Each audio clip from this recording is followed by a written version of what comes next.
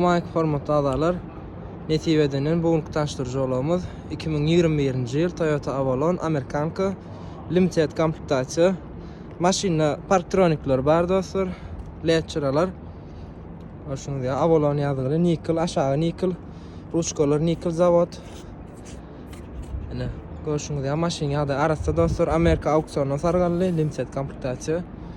İçi seri koja salon.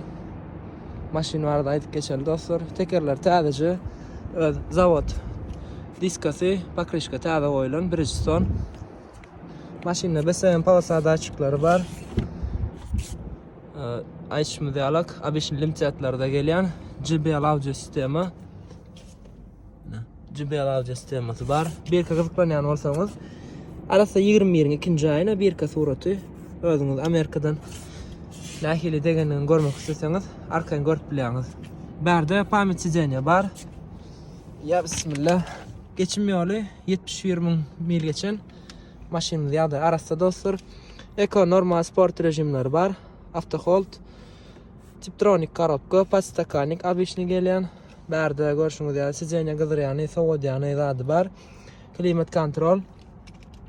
A5'ni limited Avalonlarda gelýän funksiýonlaryň aklysy bar. Bizde ýokarda ene loop görnüşünde. 5 kamera hemme zat bardyr dostlar. Arkaň habarlaşyp bilýäňiz zady kamerasy hemme zady bar. Ine berde ýa-da sidenýa gyzyrýanlary, Type-C zaryadnik ýerleri bar.